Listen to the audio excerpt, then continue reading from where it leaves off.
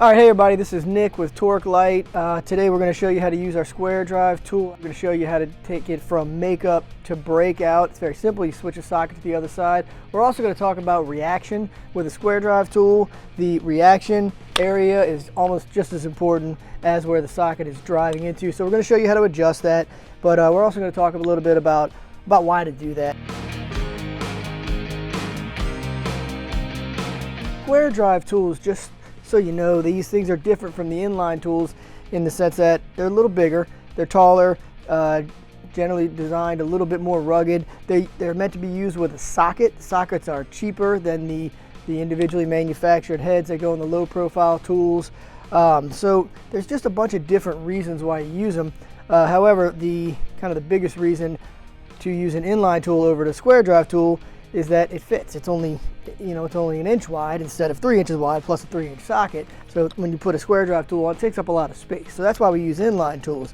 So when you're using these square drive tools, you have to take that into consideration. You have to know this is going to cost me a lot less when I go from one size to the next size to the next size, because the socket only costs a couple $100, where the low profile heads cost significantly more than that. But you do have to know how to use them. You got to know how to adjust the reaction bar. You got to know where to put the socket. There's a few things you got to keep your eye on, and we'll go through that now. Okay, so here we are with our SU3. We're going to go from makeup, which we're set up in right now, to breakout. So I'm going to take this O-ring, slide it out the way. I'm going to use this to shove the pin back down through, and then once it's through, I'm going to leave it halfway in to keep the O-ring in place, and then I'm going to move it over here by sliding the square drive over and just reversing that process. So first things first, I'm going to roll this pin back, this O-ring back, sorry.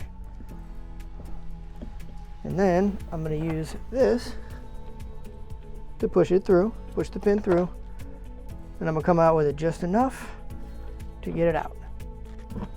Now, push this through, put the socket back on it, and I'm going to push this through. Make sure my socket's good. And now we're in breakout.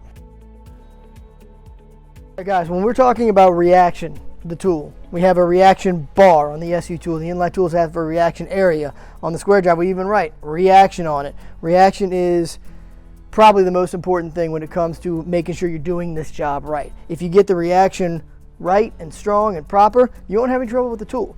It is the quickest way to damage a tool, not just our tool, any tool, would be to react poorly. So I'm going to show you how to use this one to react properly. So I'm on a nut. I got a 13 5/8 flange, or maybe it's 11" 5, I don't know. But when I put this on, I want to react on this nut, this flat area right there. So I am going to take my reaction bar. I want to make sure it's nice and level at a 90, and it's going to hit this nut like that. I'm not hitting this flange. I'm not coming back here and reacting on this sloped area. Sloped areas are the absolute worst place to react for a hydraulic torque wrench, because as the reaction bar were to come in here, it wants to ride up that slope and in towards the center of the flange, which puts a twisting load, which is powerful and damaging, and the forces get exponential really fast. So level, right? Reaction bar is level to the socket, right? It's flat on this nut. Even if it were on the point, it would still be flat because it's not twisting over or back. It's still level and it's still flat. And that's it. All you do, use your fist, hold this thing, hit the button, operate it, let it come back in, let it come back out. That's good reaction. That's the goal. Thanks a bunch, guys. That's how to do it. That's how to take the tool from makeup, take the socket off, put it into breakout. It's also a couple notes on reaction. I hope that was helpful. Please make sure that your reaction is good. If your reaction is good, the tool will work fine. It'll work perfectly. You won't have problems. If your reaction is bad, you will have lots of different problems. If you want to have a conversation about reaction, any questions you have, you can put it in the comments. You can send us an email. You can follow us at torqlite.com. Appreciate watching. Thanks a bunch.